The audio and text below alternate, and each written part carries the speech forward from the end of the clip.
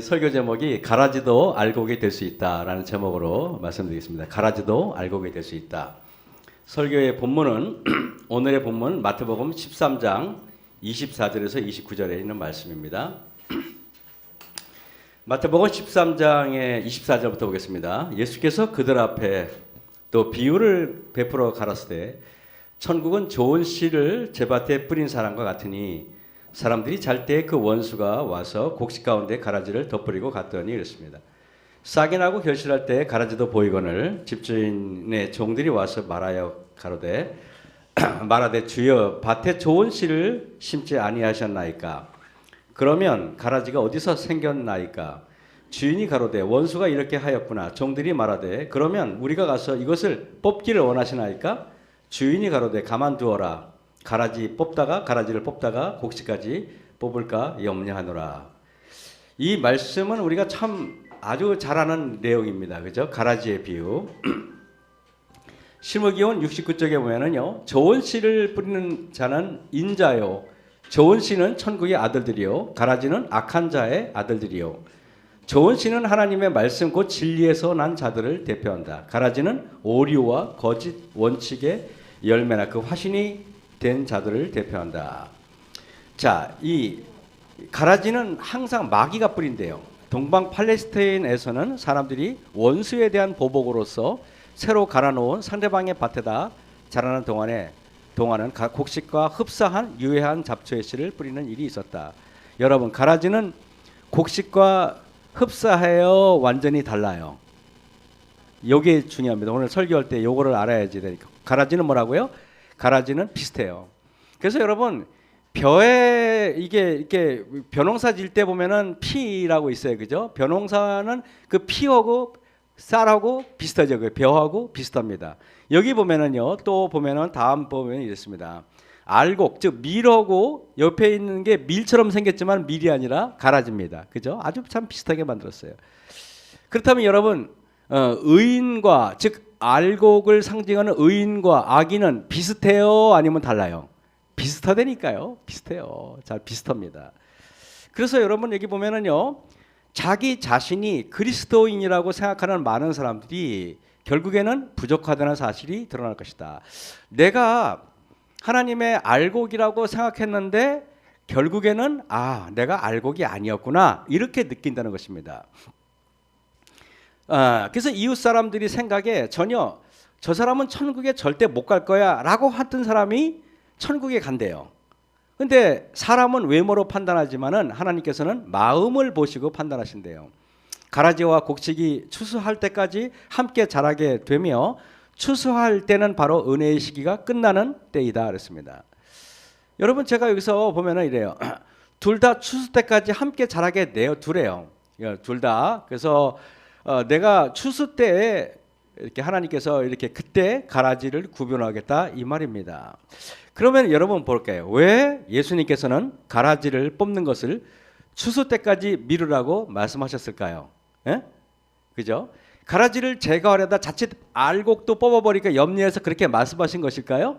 여러분, 우리는 일단은 그렇게 생각하잖아요. 그죠? 저는 또 이렇게 생각을 해요. 아니면 나는 알곡이고 너는 가라지라고 하는 우리의 잘못된 착각에 대해서 염려한 건 아닐까라는 생각도 해봐요. 그렇지 않습니까, 여러분? 여러분들은 가라지가 누구라고 생각하십니까? 옆에 있는 분이라고 생각하십니까? 아니면 여러분 자신이라고 생각하십니까? 제가 여러분 이거를 보면은, 그 착각이라는, 누가 보면은 재밌는 말을 했어요. 이거 보면은 아가씨들은 자기들은 절대 아줌마가 안 될 줄 안대요. 그래서 아가씨한테 아줌마라 그러면은 굉장히 기분 나빠요. 그죠? 저는 지금 나이를 먹어서 누가 저보고 아저씨 그러면 기분이 좋더라고요. 옛날 같으면 할아버지 그래야 되는데 아저씨 그러면 이제 기분이 좋아요. 어떻게 그렇게 되는지 모르겠어요. 자, 아줌마 그러면 자기도 화장만 하면은 이쁜 줄 안다는 것입니다. 이게 착각이래요. 그러면 또 청춘 남녀 결혼만 하면은 깨가 쏟아질 줄 안다는 것입니다. 이게 착각이라는 것입니다. 장가 보낸 엄마, 며느리 남편이 아직도 자기 아들인 줄 착각한다는 것입니다. 그 며느리 남편이지 여러분의 아들이 아니에요. 장인 장모는 시위는 처가 재산에는 별로 관심 없는 줄 착각한대요. 그렇지 않습니다. 그리고 회사 사장은 저거분들을 쪼으면은 열심히 일할 줄 안대요. 그건 착각이라는 것입니다.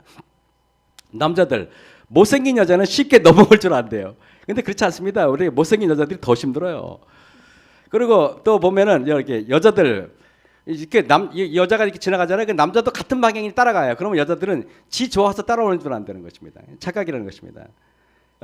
또 자녀를 둔 엄마, 자기 아이는 머리가 좋은데 열심히 안 해서 그렇다는 것입니다. 열심히만 하면 공부 잘할 줄 안다는 것입니다. 그렇지 않아요. 열심히 해도 안 되는 애들이 있어요. 성도들, 자기는 알고 기고 다른 사람은 가라지인 줄 안다는 것입니다. 여러분, 우리도 이렇지 않을까요? 그죠? 이거 일반적으로는 이런 착각하지 않을까요? 이렇습니다. 철학은 뭘까? 요즘 여러분, 인문학이라는 게, 철학이라는 게 도대체 뭘까요? 저는 놀랐어요. 신학 박사 학위가 뭔지 아십니까? 그 이렇게 학문 분류, 철학 박사예요. 그게 신학이 철학으로 들어가요. 여러분 아세요? 신학 박사라는 게 없어요. 철학 박사에 들어가요. 이게 도대체 인문학은 눈에 보이지 않는 것들에 대해 논리적으로 생각하는 심을 가리키는 기르는 학문이에요. 인간의 본질이나 공동체에 있어 그것이 왜 필요한지, 그것이 어떻게 적용되며 어떻게 변화시킬 수 있는지에 대해 스스로 왜라는 질문을 답하는 거예요. 다시 말하면은 여러분 이래요. 그런데 지금 철학이나 인문학은 어떻게 생각합니까? 생각하는 힘을 키우는 인문학과 철학은 이미 천대받고 있어요. 철학 뭐 인문학 하면 아유 저 돈도 못 버는 거, 취직도 못하는, 이렇게 전락돼 있어요. 가정에서도 사회에서도 직장에서도 이런 학문은 마치 뜬구름 잡는 그 학문, 쓸모없는 학문으로 이렇게 뭐랄까요, 전락된 지 오래입니다. 여러분, 물질 만능주의 시대에 눈에 보이는 것만 믿고 손에 잡히는 것만 옳다고 여기는 사람들이 점점 늘어가요. 과거를 살피지도 않고 현재를 읽어낼 힘도 잃었으며 눈에 보이지 않는 가치관이나 세계관에 대해서는 더더욱 알려고 하지 않아요. 그래서 그것이 위험한 이유는 그럴수록 진짜와 가짜를 구별하는 힘을 잃어버리기 때문에 그래요.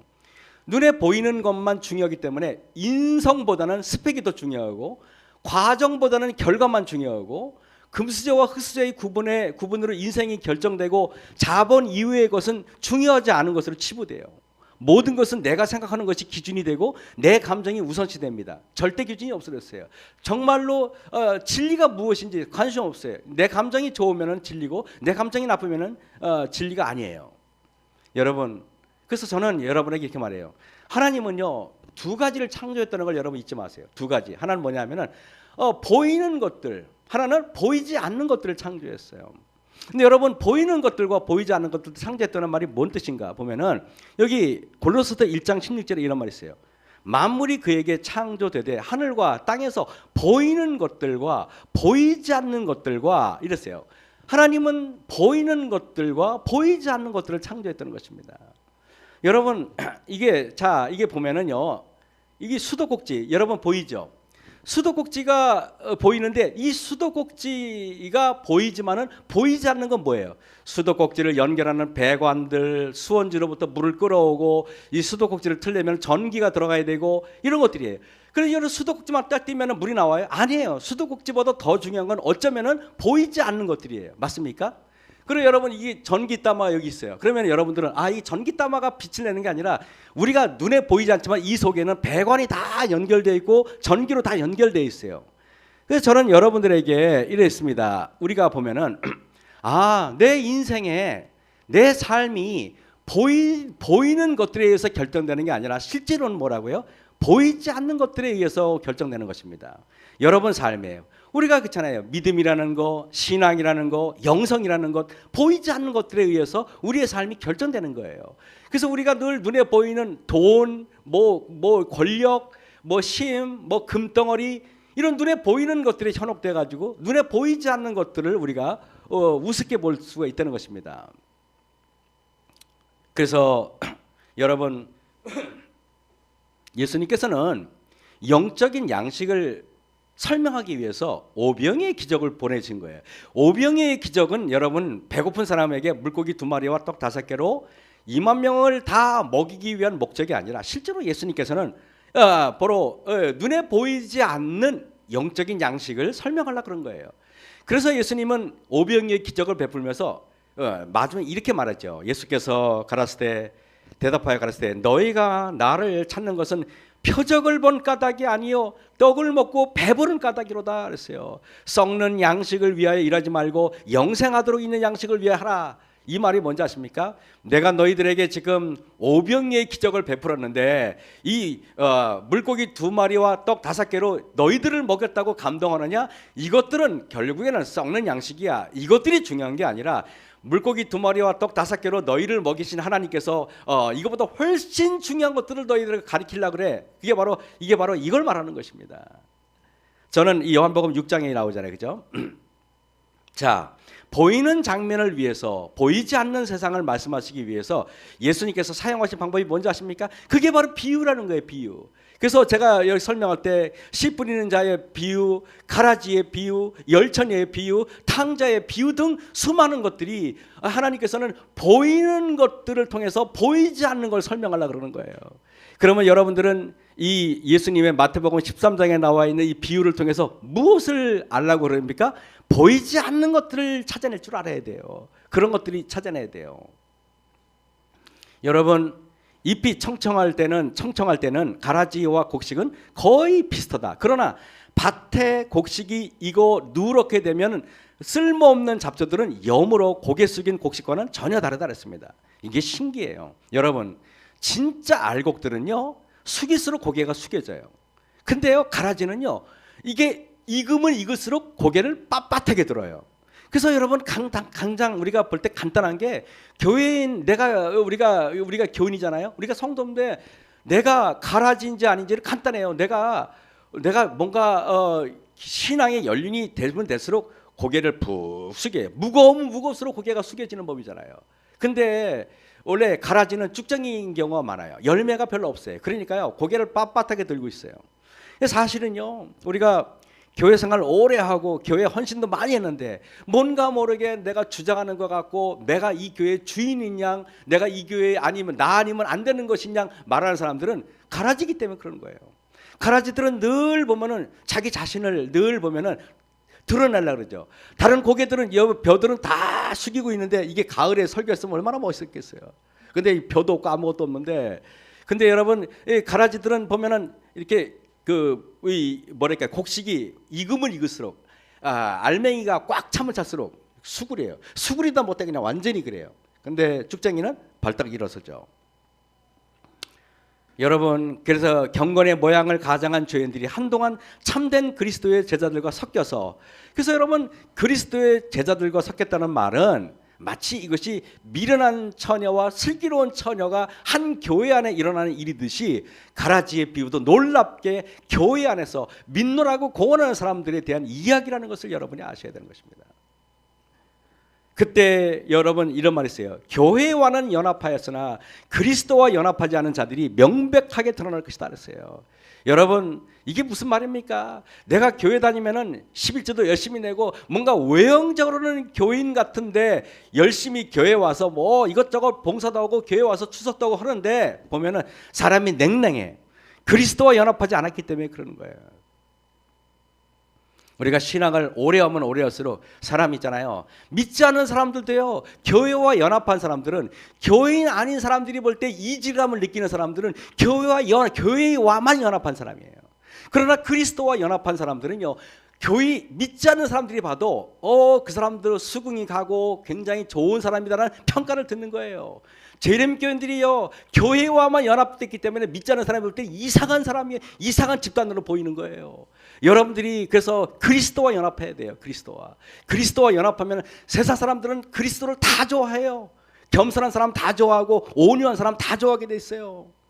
우리가 교회 오래 다녔는데 그래 나는 재림교회 오래 다녔기 때문에 사람들과 섞일 수 없어 그러는데 그렇지 않아요. 여러분 제가 경상북도 봉화군 봉성면 동양리에 거기다 땅을 딱 샀더니 거기 위에 마을 주민들이 한 20가구가 있어요. 거기 홍씨 집성촌인데 그분들이 막 어떤 분이 막 차 타고 오다가 제가 땅을 이렇게 둘러보고 있으니까 내려더니 내려 막 뛰어와요. 그랬더니 김일환 씨 아닙니까 그러더라고요. 제가 깜짝 놀랐어요. 내가 그 동네 사람들하고 통성명 한 적도 없는데. 그래서 제가 어떻게 제 이름을 압니까 그랬더니 알아봤다는 거예요. 그래도 관심 있어가지고 그 주민들하고 이렇게 몇 번 빵도 갖다 드리고 그랬는데 가면은 있으면은 동네 사람들이 와서 벌써 제가 집 잘 졌나 이렇게 둘러보면 다 와서 뛰어와서 막 저한테 인사하는 거예요. 그래서 제가 참 무거워요. 제가 목사님도 알아요. 목사님이시죠? 그러더라고요. 그죠? 그래서 제가 목사이기 때문에 거기서 허튼 짓도 못해 이제는 허튼 짓도 못해. 그 여러분 목사라는 타이틀이 굉장히 무서운 거예요, 여러분. 사실은 굉장히 무서운 거예요. 제가 그랬잖아요. 한 번은 제가 그 남원적교회 이렇게 발령을 받아서 왔는데 발이 왼발 오른발 종기가 딱 들이찬 거예요. 종기가 너무 싸가지고 왼발을 한 발이면 그래도 쩔뚝거리 걷겠는데 왼발도 종기가 있고 오른발도 종기가 있고 발바닥에 종기가 있어가지고 걸을 수가 없어가지고 제가 이거 수술을 해야 되는데 그래서 저는 청량리교회 오창주 장로님하고 친했기 때문에 전화 드렸어요. 장로님 제가 수술을 해야 돼요. 그랬더니 장로님 오라 그래. 그래서 갔어요. 가가지고 했는데 오른발 종기가 있는데 이게 칼이 들어가니까 또 느껴지는 거예요. 얼마나 아픈지 실이 꼬매질 때 30분 동안 수술 받는데 제가요 목사하고 장로님은 장로님이시잖아요. 제가 장로님 앞에서 아픈 척을 할 수 없는 거예요. 그래가지고 그 모든 고통을 이를 악물고 참았는데 수술이 끝나니까 2월 초였거든요.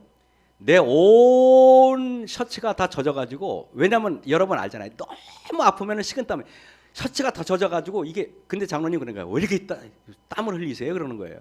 근데 왼발을 할 때는 하나도 안 아파. 무슨 말이에요? 오른발에는 마취가 안 됐던 거예요. 마취가 이게 고름에 되면은 마취가 안 될 수도 있대요. 그게 의사도 그럴 수도 있다는 거예요.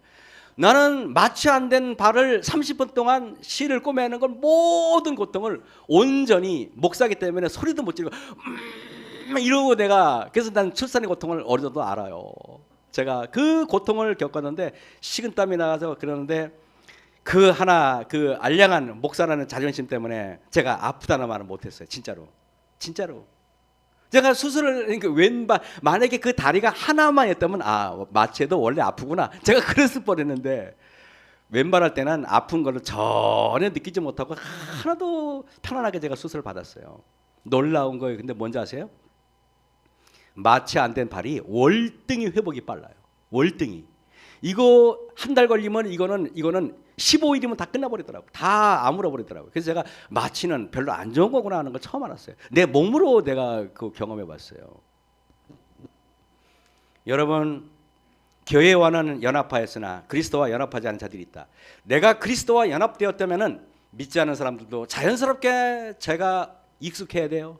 그분들과 제가요 전혀 거리감이 있거나 아니면 내가 믿는다는 이름으로 그분과 전혀 현저한 차이를 드러나면 안 돼요. 우리 외형적으로 뭘 안 먹고 뭐 먹는 게 그게 문제가 아니에요, 여러분. 실제로는 그리스도는 믿지 않는 사람들과 항상 어느 어색한 데 가도 모든 사람들이 그분을 사랑했어요. 우리도 사실 그럴 필요가 있는 것입니다. 여러분 잎이 청청할 때는 가라지와 곡식은 거의 비슷하였다. 그때 교회와는 연합하였으나 그리스도와 연합하지 않은 자들이 명백하게 드러날 것이다. 지금도 여러분 저희들은 가면서 사람들에게 내가 정말 그들과 그리스도와 연합되었다면은 일반 사람들에게도 긍휼이 있고 일반 사람들에게도 나를 보면은 나하고 대화하고 싶고 다가오는 사람이 되어야 되는 것입니다. 이건 굉장히 중요한 일이에요. 여러분 그래서 가라지에 비해서 이렇게 말합니다. 그것은 믿지 않는 백성에 관한 이야기도 아니고 종교가 다른 사람에게 하신 말씀도 아닙니다. 이 얘기는 바로 하나님의 계명과 예수의 증거를 가졌다고 말하는 백성들에게 경고한 기변입니다. 그래서 저는 가라지의 비유와 열처녀의 비유는 같다고 생각해요. 한번 몇 가지 보겠습니다. 여러분 이래요. 가라지의 비유에는 추수 때까지 기다리라 그래요. 그리고 열처녀의 비유도 주님을 기다린다고 자청합니다. 가라지의 비유는 알곡과 가라지가 같은 밭에 있어요. 또 혼인잔치에 또 이 열처녀의 비유도 다 같은 혼인잔치에 초청을 받습니다. 또 가라지는 모두 다 같은 신앙을 주장하죠. 모두 다 성경의 지식을 가지고 있어요. 둘 다 추수 때 거둬지기를 바라고 또 그리스도의 오실 때가 가까웠다는 기별을 듣고 크게 공감합니다. 경건의 모양을 가장하고 교회와는 연합하였지만 그리스도와 연합하지 않았어요. 진리를 존중히 여기고 진리를 옹호하지만은 그러나 여러분 그리스도와 품성이 변화된 사람, 기름을 가지고 있는 사람과 가지고 있지 않은 사람이 구별됩니다. 그렇다면 왜 이들은 경건의 모양이 부족하였고 기름이 부족하였을까요? 교회와는 연합하였지만은 그리스도와는 연합하지 못했고 미련한 처녀라고 호칭된 것에서 그 이유를 찾을 수 있습니다. 왜? 그러면은 여러분 우리는 교회와는 연합되었는데 그리스도와는 연합되지 못했을까요? 그럼 왜 슬기로운 처녀가 있고 미련한 처녀가 있을까요? 저는 그것은 여러분 제가 한번 그런 설교했잖아요. 열처녀 비유에서. 열처녀 비유에서 하나님은 슬기로운 다섯 처녀, 악한 다섯 처녀라고 말하지 않았어요. 예수님은 뭐라고 말했냐면 슬기로운 처녀와 미련하다 그랬어요. 결국에는 가라지가 되느냐 미련한 처녀가 되느냐는 내가 똑똑하지 못하기 때문에 그런 거예요. 똑똑하지 못하다는 무슨 말인가? 여러분 여기 원고에 보면 이런 말이 있어요. 치명적인 속임수. 참된 성화는 신자들을 그리스도께 연합시키고 가장 크고도 가장 치명적인 사단의 속임수는 인간이 형제들에 대하여 그리스도와 같은 사랑을 갖지 않고도 영생에 이르는 믿음을 가질 수 있다고 생각하는 것이다. 이게 사단이 속이는 것 중에 그거래요. 내가 가라지가 되는 이유는 그래 내가 교회 예법만 충실하면 돼. 내가 교회에 충성만 다하면 돼. 이렇게 생각하는 사람 있잖아요. 그런 사람은 다 마귀에게 속는 거예요. 여러분 치명적인 속임수가 뭡니까? 내가 그리스도와 같은 품성이 변화되지 않아도 될 수 있다고 착각하는 것입니다. 교회 증언 2권 505쪽에 이 사람들은 성화되지 못하였다. 그들은 가끔 기분이 들떠 있다. 그 기분이 그들에게 그들이 참으로 하나님의 자녀라는 인상을 준다. 이 기분에 의존하는 것은 사단의 특별한 속임수 중에 하나이다 그랬어요. 사단은 우리에게 언제 속인다고요? 기분에 의존하도록 하는 거예요. 기분, 감정의 노예가 되는 것입니다. 여러분 그래서 우리 목사들한테 여러분 그 예언신은 뭐라고 우리를 이렇게 권면하지 않습니까? 목사들은 절대 감성적인 설교를 하지 말라 그랬어요. 예언신에 감성적인 설교 있잖아요. 문둥병처럼 피하라 그랬어요. 감성적인 설교보다는 원칙에 입각해서 설교하라 그랬어요. 원칙에 입각해서. 매우 중요한 얘기예요. 그래가지고 너무 감성 위주로 하면 성도들이 죽어가요, 여러분. 저는 이게 마귀는요, 우리가 왜 가라지가 되고 왜 미련한 처녀가 됐을까? 미련하다는 것은 뭐냐면 똑똑지 못하니까 마귀에게 속는 거예요. 그래서 마귀는 여기 우리가 마태복음에 보면은 사람의 미혹을 받지 않도록 주의하라. 많은 사람을 미혹해 하리라. 여기 보면은 마귀는요 사람을 미혹하는 거예요. 유혹하는 거예요. 속이는 거예요. 우리는 마귀에게 속지 않기 위해서는 우리는 늘 보면은 미혹당하지 않기 위해서 기도해야 되는 거예요. 여러분 이게 매우 중요한데 여기 사단에게 미혹된 결과 볼까요? 두 사람이 밭에 있었지만 한 사람은 버려둠을 당해요. 미혹돼서 그런 거예요. 두 여자가 매를 갈고 있었을 때 하나는 버려둠을 당해. 미혹돼서 그런 거예요. 주인이 더디 오겠다고 그래가지고 착한 종들은 충성을 다하지만은 미련한 종들은 주인이 올 때 잘하려고 그냥 대충 막 엉망진창으로 삽니다. 그리고 여러분 동무들을 때리고 술 친구와 막 먹고 마셔요. 이게 미혹된 결과예요. 미혹된 또 사단에게 미혹된 결과 생각지 않은 때 주인이 들어와요. 그래서 미혹됐기 때문에 예수님께서 벌써 오셨어? 라고 놀라는 것입니다. 미혹됐기 때문에 신랑이 오는 길을 밝힐 등불을 준비하지 못한 거예요. 미혹됐기 때문에 자신이 알곡인 줄 알았더니 알고 보니 가라지라고 판명되는 거예요. 이게 미혹되는 결과예요. 그래서 여러분 실물교훈 411쪽에 그들은 하나님을 모른다 그랬어요. 미혹된 결과예요. 자, 미련한 처녀도 가라지도 교회와는 연합하였다. 그래서 교회와 연합한 사람들은 타 종파의 사람들에게 열심히 안식일을 막 가르쳐요. 뭘 먹지 말아야 할지 뭘 할지 교회 예법을 잘 가르쳐요. 하지만 그리스도와 연합하고 그리스도의 품성, 그리스도와 같은 겸손, 그리스도와 같은 온유, 그리스도와 같은 인내 이런 것들이 나타나지 않는 것입니다. 우리가 이게 있잖아요. 제가 여러분에게 그러면 이래요. 하워드 가드너가 다중지능 이론이라는 게 있어요. 여러분 우리가 머리 좋다는 게 뭐예요? 우리가 IQ가 높다 그러잖아요. 근데 요즘에는 IQ가 높은 사람이 잘 사는 경우가 별로 없대요. IQ가 높은 게 아니라 이 하버드 교육대학원 교수가 이렇게 말해요. 사람은요 언어 지능이 있고요 논리 수학 지능이 있고요. 신체 운동 지능이 있고요. 공간 지능이 있고요. 자연 친화 지능이 뭐냐면은 왜 고양이하고도 친하게 지내고 개하고 친하게 지내고 꽃을 보면 아름답다고 하는 것도 지능이 있어야 된다는 것이에요. 자연 친화 지능이 없는 사람은 꽃을 봐도 꽃 예쁜지를 모른다는 거예요, 여러분. 그리고 또 한번 보면은 또 이래요. 자기 성찰 지능, 자기를 이해하는 지능이 필요해요. 이해하는 지능. 또 보면은 이게 또 어떤 지능이냐면 음악 지능. 여러분 노래를 잘 지도하고 악기를 잘 하시는 분들은 음악 지능이 뛰어나신 분들이에요. 그게 굉장히 중요한 겁니다.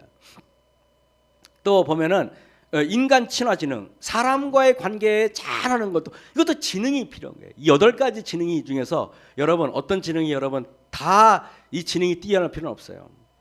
제가 죽었다 깨어나도 음악 지능이 제가 음악 하시는 분들보다 높을 수는 없어요.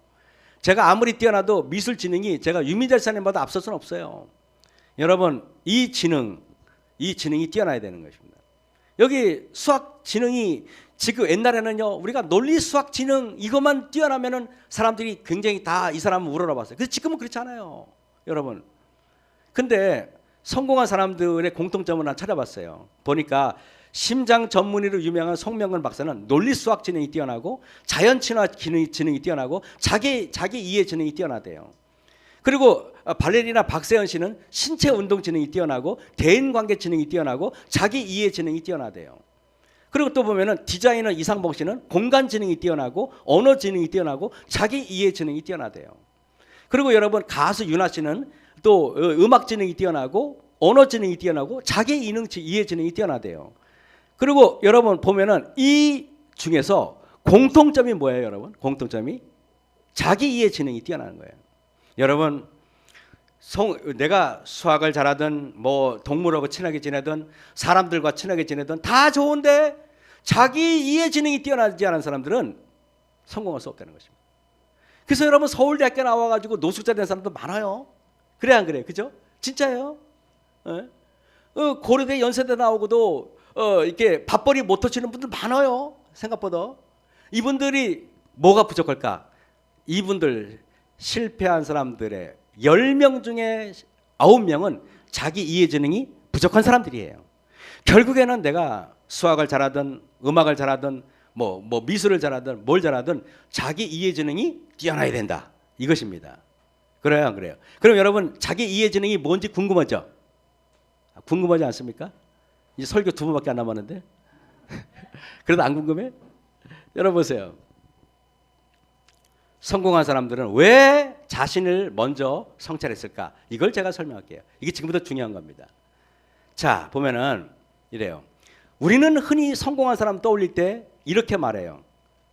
저 사람 똑똑하다. 판단이 빠르다. 능력이 뛰어나다. 제가 주로 듣는 이야기들이죠. 웃지 않는 거 보니까 이게 내가 이런 농담하면 안 되겠네. 그러나 다중지능 이론에서는 수많은 능력자들 중에서 항상 반복되는 것이 있다. 그것은 바로 자기 이해 지능이라는 것입니다. 맞죠? 알프레드 아들러는 저는 이 심리학자 중에서 제가 가장 좋아하는 심리학자가 이분이에요.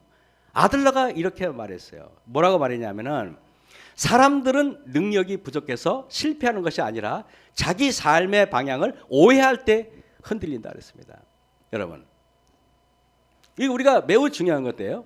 이게 보면은 이래요. 아들러가 본 자기 이해는 성찰이 아니라 방향 감각이에요. 방향 감각. 그리고 여러분 제가 보면 이렇습니다. 아들러식 자기 이해는 흔히 말하는 자기 분석이나 내면 탐구와는 다르다는 것이에요. 나는 어떤 사람인가를 파헤치는 데서 멈춰서는 안 돼요. 그가 던진 질문은 훨씬 더 실천적입니다. 나는 무엇을 향해 살고 있는가? 내가 이 선택을 한 이유는 무엇일까? 그러면 또 나는 지금 무엇을 지키려 하는가? 이 질문을 할 수 있는 사람이 결국 흔들리지 않게 되어 있다는 것입니다. 무슨 말인지 알겠죠, 여러분? 그래서 여러분 이렇습니다. 성공한 사람들은 자신을 비난하지 않고 해석할 줄 알아야 돼요. 이게 무슨 말인가 이겁니다. 여러분, 그러나 자기 이해 지능이 낮은 사람은 실패 앞에서 항상 자신을 평가해요. 뭐라고 평가하는지 아십니까? 나는 부족하다. 네, 나는 안 되는 인간이야. 반면 자기 이해 지능이 높은 사람은 실패를 해석할 줄 알아야 돼요. 이거 매우 중요한 얘기예요. 그죠? 그래서 저는 이렇게 말합니다. 이 선택은 나의 어떤 목적에서 나왔는가? 이 방식은 더 이상 나에게 맞지 않아 라는 거 해야지. 내가 무능해, 나는 해도 안 되는 사람이야, 나는 실력이 안 돼, 나는 자본이 없어 라고 말하는 사람은 이미 자기 이해 지능이 부족한 사람들이에요. 저는 우리 옥천교회 성도님들이, 저는 여러분들을 함부로 평가절하지 않았으면 좋겠어요. 여러분, 이래요. 성공한 사람들의 공통점은 강한 자존감이 아니에요. 여러분 보세요. 강한 자존감이 아니라 자신을 함부로 규정하지 않는 태도예요. 매우 중요한 겁니다.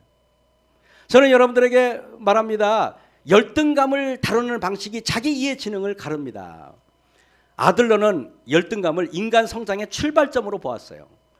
그래서 문제는 열등감 자체가 아니라 그 열등감을 내가 어떻게 해석하느냐에 따라 다른 거예요. 제가 얘기했잖아요.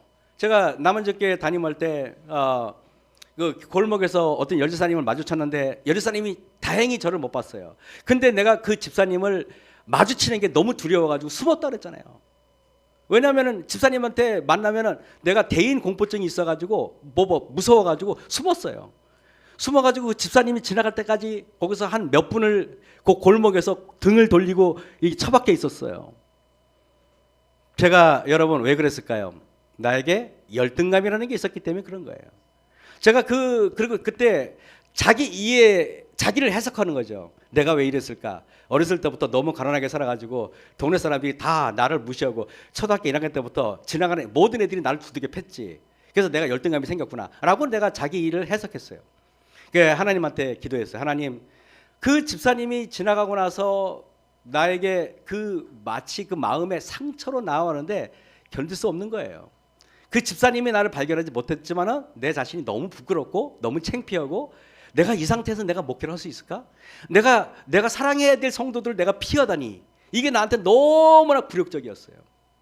내가 그러고 나서 정말로 그거를 위해서 내가 싸웠어요. 그럼 얼마나 내가 싸운지 몰라요. 그래서 뭔가 좀 더 책을 보니까 뭐 흙을 만지라 그래가지고 뭐 정원 흙도 만지고 또 뭐 운동도 하고 뭔가 또 근육 운동도 하고, 요즘에는 또 내려가서 철봉 피하면 하도 했더니 이게 찢어질 정도로 지금 보세요. 얼마나 좋아졌습니까? 그죠? 자기를 해석하고 자기를 여러분 향상시켜 나가십시오. 지금은 제가 여러분들을 멀리서 봐도 피하지 않습니다. 지금은 반갑게 여러분들을 악수하고 여러분들을 반갑게 제가 맞이해요. 그게 여러분 기적이에요. 기적. 저한테는요. 진짜로. 제가 청량이 교회 있을 때도 혹시 집사님이 나를 멀리서 보면은 후다닥 숨었다니까 내가요. 네, 서석교회도 마찬가지고. 제가 그분들을 피해서 숨어야 되는 거는 목사가 할 짓이 아니잖아요. 그건 저한테는 저는 정말 견딜 수 없는 저한테는 아픔이었어요. 사실은. 자기 이해 지능이 낮은 사람일수록 여러분 열등감을 숨기거나 과시하거나 타인을 지배하려 하거나 감정의 경랑에 휩싸입니다. 여러분 이 자존감이 낮은 사람들 있잖아요. 자기 해석을 하지 못하는 사람들, 자기 이해 지능이 부족한 사람들은요, 항상 보면은 뭔가를 숨기려고 그러고 때로는 또 과시하려고 그러고, 이게 있잖아요. 신기하게 희한해요. 과시하려고 그러는 거는요, 어떤 사람들이 이렇게 말해요. 과시하려고 그러니까 자존감이 높아서 그래. 천만의 말씀이에요. 여러분 고혈압이 있으면 저혈압이 있죠? 그래 안 그래요? 그래가지고요, 또 보면은 뭐 조현병이 뭐예요? 또 뭐 그냥 뭐 기분이 업 됐다가 다운 됐다가 업 다운 업 다운, 그게 다 같은 거예요. 그게 다 열등감에서 오는 거예요. 항상 사랑으로 감정이 늘 일정한 사람들은요, 너무 좋은 것도 없고요, 너무 싫은 것도 없어요. 늘 잔잔해요. 예수님이 언제 여러분 어떤 사건으로 인해서 그냥 너무 기분이 업됐다가 언제 다운됐다 그랬나요? 예수님은요, 내일 십자가에 달려 돌아가실지라도 오늘요 평안하신 분이 예수님이에요. 그분이 예수님입니다. 우리는 반대로 자기 이해 지능이 높은 사람은 이렇게 말할 수 있어요. 이 불편함은 나를 망가뜨리려는 신호가 아니라 다른 방향을 찾으려는 신호다. 여러분, 그래서 여러분 이게 뭡니까? 그래서 이들은 비교에 오래 머물지 않고 우월성 경쟁의 에너지로 자기를 낭비하지 않아요. 여러분, 저는 여러분들이 저는 2026년에 들어가면서 저는 여러분들 자신을 성찰했으면 좋겠어요. 그래서 내가 정말 부족한 게 무엇인가. 그래서 예레미야가 3장 40절에 보면은 스스로를 엄격하게 살펴서 그리스도께 돌아가자 그랬어요. 스스로를 살피지 못하는 사람은 다른 사람을 살펴요. 그래서 다른 사람들이 어쩌고 저쩌고 그러는 거예요. 그러나 진짜 예수님 마음에 감동된 사람들은 타인을 살피기보다는 자신을 살펴요. 타인을 살피는 사람들은 비난을 하고 자신을 살피는 사람들은 회개하게 돼 있어요. 그게 참 희한한 것입니다. 성공한 사람들 있잖아요. 지혜, 이해, 지능이란 열등감을 삶의 나침반으로 전하는 능력이라 그랬어요. 그래서 자기 이해 능력이 높은 사람은 자기 만족을 삶의 목표로 두지 않아요. 여러분, 자기 만족을 삶의 목표로 잡으면 안 돼요. 그건 매우 위험한 겁니다. 대신 이렇게 묻습니다. 나는 어디에 기여하고 있는가? 나의 능력은 누구를 살리는가? 제가 목회할 때 선배 목사님이 목회자에 비해서 이런 말을 해요. 어떤 목사가 교회에 왔는데 교인들이 너무 신나. 뭐 동해안도 낚시하러 가고 뭐 교인들 데리고 여기저기 막 다녀. 그런데 교인들은 있잖아요. 실제적으로 영적인 성장을 이루지 않아요. 뭔가 재미는 있는데 성장을 이루지 않아요. 문제가 있다는 겁니다. 그래서 그런 사람이라면 합회장한테 조언하기를 이런 사람이면 당장 그 교회에서 다른 교회로 전거시켜야 됩니다. 그랬어요. 여러분, 우리는 제가 해보니까 리더십이란 무엇인가? 그 조직을 발전시키고 조직을 향상시키지 않으면 절대 리더자라서 옳지 않아요. 이 선택은 나를 공동체와 더 연결시키는가? 그래서 이들의 성공은 고립되거나 왜곡으로 빠지는 법이 없어요. 여러분의 성공, 여러분의 모든 어떤 좋은 결과가 여러분 자신만의 것이 돼서는 안 되는 것입니다. 여러분은 어떤 공동체에 기여를 해야 돼요. 제가 예를 들면 제가 빵 사업을 하지만 이 빵 사업이 잘 되는 게 나의 어떤 개인적인 어떤 성공으로 끝나서는 안 된다는 거예요. 이것이 내가 잘 됨으로 해서 주변에 있는 공동체가 효과를 보고 같이 성장해야 된다는 것을 동반 성장이라고 그러죠. 관계 속에서 지속되고 타인을 소진시키지 않는다 그랬어요. 그래서 성공한 사람들은 결국 자기 자신과 싸우지 않습니다. 자기 이해 지능이 높은 사람은 자신을 몰아붙이지도 않고 방치하지도 않습니다. 그들은 자신에게 이렇게 말할 줄 압니다. 지금의 나는 지금의 최선을 다하고 있다. 필요하다면 방향을 바꾸면 돼. 나는 괜찮아 라고 말하는 것입니다. 이 태도가 불안한 시대를 통과하게 하고 실패를 견디게 하며 성공한 이후에도 사람을 무너지지 않게 합니다. 여러분, 야구할 때 있잖아요. 투수가 공만 잘 던진다고 성공하는 거 아니에요. 이렇게 말해요. 저는요, 비록 일본 사람이지만 야구 선수 중에서 오타니를 제일 제가 좋아합니다. 한국 다 포함해서 이만한 사람이 없어요. 인성도 훌륭하지만 실력도 훌륭하지만 이 사람은 굉장히 훌륭한 사람이에요. 이 사람이 왜 그렇게 됐을까? 자기 이해 지능이 높은 사람이에요. 그리고 상대방을 그리고 겸손해요. 스타인데 겸손해요. 일본 사람이지만은 사람이 조금 성공하면 얼마나 우쭐합니까? 그리고 저는 손흥민이 저 친구 굉장히 저는 좋아해요. 왜? 굉장히 스타이지만은 능력이 뛰어나지만은 얼마나 겸손한지 몰라요. 그 선수들이 말하는데 참 훌륭하게 말해요. 제가 여러분에게 말해요. 운동을 잘하든 노래를 잘하든 연기를 잘하든 과학자로서 뛰어나든 심지어는 목사가 설교를 잘하든 프로로 성장하려면 자기 이해 지능이 높아야 돼요. 설교를 잘하는 사람이 자기 성찰하지 못하잖아요. 교만해져요. 그것이 사람들 하나님께서 주신 어떤 그 영적인 달란트가 자기가 잘나서 그런 줄 아는다니까요. 더 무서워요, 그게요. 여러분들 야구 선수가 야구를 하는데 타율이 잘 안 나온다. 그럼 자기 이해 지능이 높은 사람들은 꾸준히 자기를 돌아보고 내가 왜 어느 방향에서 실패했을까? 내가 왜 이럴까? 하면서 자기를 채찍질하는 사람이 자기 지능이 높은 사람이에요. 여러분, 자기 지능이 자기 일을 이해를 하려면 뭐냐면 자기를 살필 줄 알아야 돼요. 그래서 일기를 쓰는 사람이 성공할 확률이 높다는 거예요. 일기는 그냥 일기가 아니라 기록 형식의 일기가 아니라 자기 자신을 성찰할 수 있는 방향으로 일기를 잡아야 돼요. 그래서 전쟁 중에도 난중 일기를 쓰신 이순신 장군이 위대했던 이유가 그분은 난중에도 전쟁에서도 일기를 쓰는 분이에요. 우리는 바쁘다고 일기장을 팽개칠 때가 얼마나 많아요. 근데 이순신 장군은 여러분 아무리 급박하게 전쟁을 치러도 그러고 붓글씨로 붓을 써가지고 정갈하게 난중일기 쓰신 분이에요. 그래서 그분은 불세출의 스타가 된 겁니다. 여러분, 자기를 끊임없이 돌아보고 자신의 실수를 반성하고 자신의 게으름을 반성하고 더 치밀하고 섬세하게 노력하는 사람이 성공을 하는 것입니다. 제가 남원적교회나 마석교회에서 소그룹을 인도할 때 제가 항상 그게 거기서 성공했던 이유가 뭔지 아십니까? 섬세했기 때문에 그런 거예요. 디테일했기 때문에, 그리고 구체적이었기 때문에, 그리고 아주 끊임없이 연구했기 때문에 가능했던 거예요. 여러분, 저는 성경에 자기 성찰하는 말이 있어요. 형제들아, 사람이 만일 무슨 범죄한 일이 드러나거든 신령한 너희는 온유한 심령으로 그러한 자를 바로잡고 내 자신을 돌아보아 그랬어요. 우리는 자신을 돌아볼 필요가 있어요. 마귀는요, 여러분이 자신을 돌아보지 못하게 하기 위해서 항상 목사를 돌아보게 하고 합회를 돌아보게 하고 연합회를 돌아보게 해요.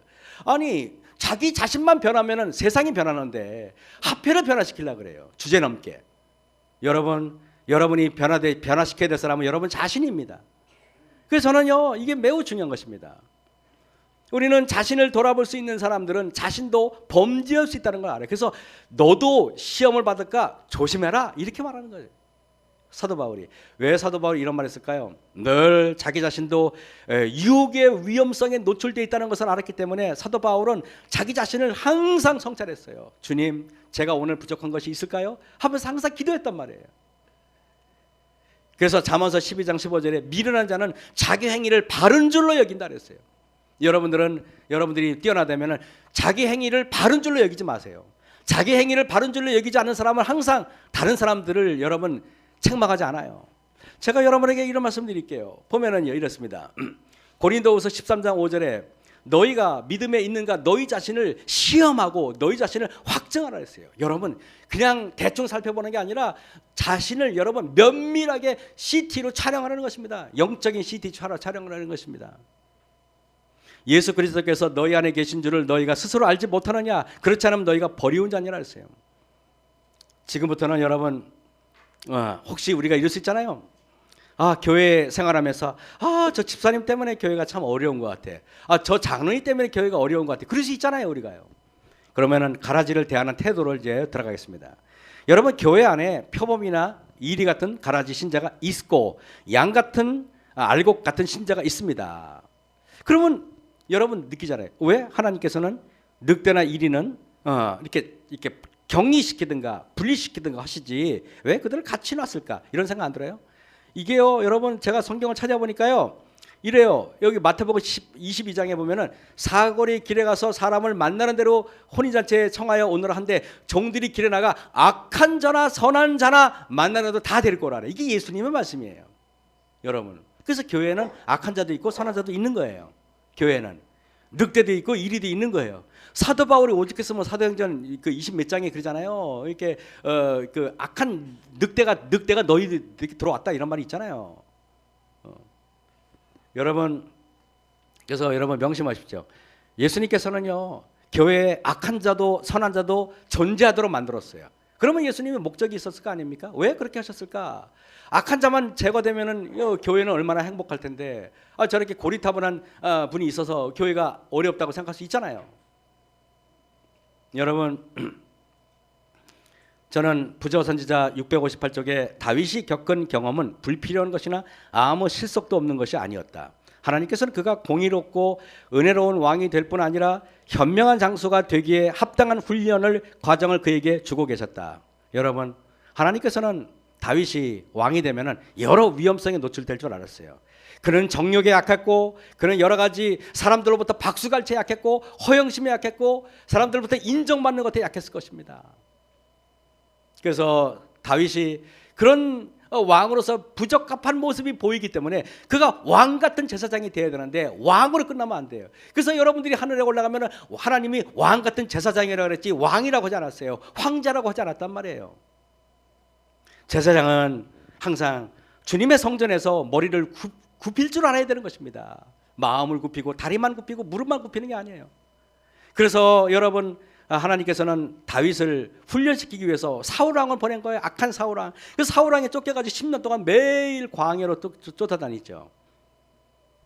그가 여러분 광야로 도망다니면서 그에게 예루살렘에서 뭡니까 그 거인 골리앗을 물리치고 여자들이 박수를 치고 막 소고를 치고 그리고 그에게 꽃다발을 막 뿌리면서 환영했을 때 다윗도 모르게 얼마나 기분이 좋았겠습니까? 그런데 그가 도망다니면서 그가 철저하게 하나님과 씨름하는 경험을 했어요. 그래서 다윗은요, 여러분 시편의 다윗은요 도망다니면서 쓴 것밖에 없어요. 왕궁에서 편할 때는 시편의 한 구절도 여러분 글로 남아있지 않아요. 저는 하나님께서는 다윗 왕을 왕으로 만들고 왕 같은 제사장으로 만들기 위해서 그에게 10년 동안이나 사울이라는 비록 우리가 볼 때는 악한 자지만 그러나 하나님께서는 다윗을 훈련시키기 위해서 이만한 인물이 없는 거예요. 그래서 하나님께서는 교회에 악한 자와 선한 자를 모두 풀어놓고 여러분들이 그 악한 자로 인해서 고통을 당할 때 예수님께 무릎 꿇고 기도하고 그분들 용서하는 훈련을 하라고 하나님께서 그렇게 한 거예요. 그래서 악한 자는 교회에 반드시 필요한 겁니다. 그래서 제가 6년 동안 여기 있었던 거예요. 그래서 여러분 사무엘의 어머니 한나 있어요. 한나는요 사무엘이라는 정말 위대한 선지자를 키워냈어야 돼요. 그래서 하나님께서는 이 사무엘을 키우기 위해서 먼저 어머니를 준비시키는 거 보세요. 여러분 사무엘이 또 그냥 아무 가문에서 태어난 사람을 제사장으로 키우는 게 아니라 하나님께서는 사무엘을 키우기 위해서 어머니부터 훈련을 시킨다는 사실이에요. 그때 성경에 놀라운 말이 있어요. 그 사무엘상 1장 2절에 즉 엘가나 한나의 남편이죠. 두 아내가 있으니 그랬어요. 저는 이걸 보면서 어저께 설교 준비하면서 그런 생각이 있어요. 하나님 맞군요. 우리 예수님은 우리의 신랑이고 또 우리는 누구예요? 예수님 우리의 신랑이고 우리는 예수님의 신부예요. 근데 여러분 예수님이라는 신랑의 신부가 두 종류의 신부가 있더라 이거예요. 하나는 한나가 있고 하나는 브닌나가 있어요. 하나는 뭐예요? 한나는 선한 자, 브닌나는 악한 자잖아요. 한나는 알고 브닌나는 가라지잖아요. 놀랍게 그래서 여러분 놀랍게 그래서 그에게 두 아내가 있으니 하나의 이름은 한나요 하나의 이름은 브닌나라. 근데 여호와께서 그를 그로 성택지 못하게 하심으로 여러분 근데 한나는요 애도 못 낳아요. 출산도 못 낳아요. 옛날에는요 여성들이 출산을 하지 못하면 장애인보다 더 험악한 대우를 받았습니다. 그런데 여러분 그 악한 브니나는 애도 쑥쑥 잘 낳아요. 그러니까 얼마나 자기는 애를 낳고 한나는 애를 못 낳으니까 얼마나 업신여겼겠습니까? 여러분 하나님께서는 근데 왜 이 브니나만 없으면 한나의 가정생활은 얼마나 행복했겠습니까? 하지만 하나님이 브니나를 허락한 이유는 한나를 정말 불세출의 선지자의 어머니를 키우기 위해서 그렇게 했다는 것입니다. 그렇지 않습니까 여러분? 그래서 제가 이 설교 준비를 하면서 제가 어저께 인사이트를 얻었어요. 그래 예수님은 신랑이 우리는 신부인데 이 신부가 두 종류의 신부가 있구나. 가라지와 같은 신부가 있고 알곡과 같은 신부가 있다는 것입니다 여러분. 그래서 한 가정에 두 명의 신부는 신랑 대신 예수님의 교회에 두 종류의 신부가 있음을 보여주고 있는 것입니다. 슬기로운 신부, 미련한 신부, 가라지와 같은 신부, 알곡과 같은 신부가 있는 것입니다. 여러분 성경에 자기 성찰하는 말씀이 있죠. 갈라디아서 6장 1절에 형제들아 사람이 만일 무슨 범죄한 일이 드러나거든 신령한 너희는 온유한 심령으로 그러한 자를 바로잡고 그랬습니다. 여러분 우리가 여기서 깨달은 게 뭔지 아십니까? 육의 사람은 반드시 육의 사람의 교정은 반드시 신령한 사람이 해야 된다는 거예요. 신령하지 않은 사람이 충고하니까 집사님 그러면 안 돼요. 장로님들 모아보세요. 내가 장로님들 교육 좀 시킬게요. 자기가 육의 사람인데 육의 사람이 육의 사람을 교정할 수 있습니까? 여러분 항상 명심하셔야 돼요. 내가 누구를 충고할 수 있다 그러면 여러분이 신령한 사람이라는 것을 입증해야 돼요. 신령한 사람은 어떤 사람이 신령한 사람이냐? 모든 나에게 일어나는 사건을 영적으로 해석할 줄 아는 사람이 돼야 돼요. 가령 예를 들면 내가 시내 나가는데 누가 나를 따구를 때려요. 나를 모욕해요 사람들 앞에. 그러면 여러분 신령한 사람은 이렇게 말합니다. 아, 저 사람이 저렇게 하는 게 아니고 마귀가 저 사람을 준동해서 나를 시험하는구나. 그래서 나의 예수님께서는 그 품성을 그렇게 허락하신 이유는 나의 모난 품성을 고치기 위해서 그렇게 하시는구나 라고 느끼는 사람은 신령한 사람이에요. 그 사람은요. 그러나 저기 뭡니까? 그러나 신령하지 않은 사람은 뭔지 아십니까? 저게 기분 나쁘게 말이야. 얼굴도 못생긴 게 왜 또 다 저러지? 그게 부정한 저기 한 사람이에요. 내가 신령한 상태에 이르지 않았으면은 무슨 범죄한 사람을 절대로 올바른 길로 인도할 수 없습니다. 여러분, 누가 이렇게 말해요. 뭐라고 말하냐 아십니까? 내가 누굴 충고했는데 속이 시원하다. 그럼 충고가 아니라 저주래요. 여러분 명심하셔야 됩니다. 윤 장로님 제가 할 말이 있습니다 라고 말했는데 내가 평소에 윤 장로님한테 감정이 전 없으니까 하는 말이죠. 장로님도 나를 위해서 얼마나 뭐 차량 봉사대 주는데 근데 제가 장로님한테 내가 말했는데 내가 속이 시원해. 내가 평소에 하고 싶었던 말을 확 쏟아부어. 그건 충고가 아니라 저주죠.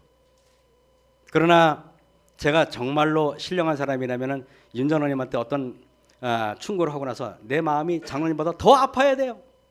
그리고 장로님보다 더 가슴 아파야 되고 그리고 그것 때문에 장로님하고 내가 부둥켜 안고 울 수 있는 정도의 사람이 돼야지 충고할 수 있는 거예요. 진정한 충고는 충고를 하면서 내 마음이 당사자보다 더 아파야 합니다. 충고를 가장해서 내가 하고 싶은 말을 쏟아붓는 것은 충고가 아니라 상대방을 공격하는 것입니다. 충고는 그래서 신령한 사람만이 할 수 있는 것입니다. 신령해야만 온유하게 바로잡는 거예요. 그래서 화풀이를 해놓고 내가 교회를 위해서 무언가를 했다고 착각하는 그런 어리석은 사람이 안 됐으면 좋겠어요. 여러분 성령 충만한 사람들의 충고는 온유한 심령으로 합니다. 우리들이 신령한 사람이 아니라 육적인 사람이라면 충고는 절대로 하면 안 됩니다. 대신 잘못한 사람을 위해서 금식기도 하는 거, 금식기도, 기도가 더 위대하지 않습니까, 여러분? 그래서 여기 보면은 이 육의 사람이 육의 사람을 충고하는 것을 마태복음 15장에 예수님은 이렇게 말했죠. 그냥 두어라. 저희는 소경이 소경을 인도하는 자로다. 만일 소경이 되어 소경을 인도하면 둘이 다 구덩이에 빠지리라 하신데 어떤 구덩이일까요? 생각해 봤어요. 육의 사람이 육의 사람을 충고하면 두 사람은 반드시 불화라고 하는 구덩이에 빠지게 되게 됩니다. 분열이라고 하는 구덩이에 빠지는 것입니다.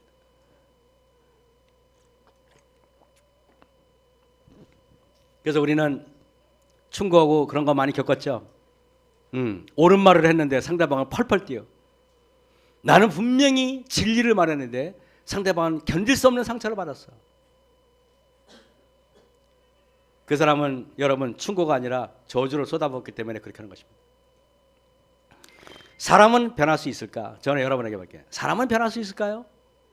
만약에 여러분들은 이렇게 말하죠. TV나 온갖 컴퓨터나 모든 매체는 이렇게 말합니다. 인간은 변하지 않아. 마귀가 하고 싶은 말을 매스컴에서 떠든 겁니다. 만약에 여러분도 인간은 변하지 않아 라고 말하면 여러분은 주님의 자녀가 아니에요. 여러분은 사단의 자녀입니다. 여러분들은 절대 농담으로도 그런 말 하면 안 돼요. 사람은 변할 수 있어요. 맞아요, 안 맞아요? 변할 수 있습니다. 여러분 가라지가 알곡이 될 수 있을까?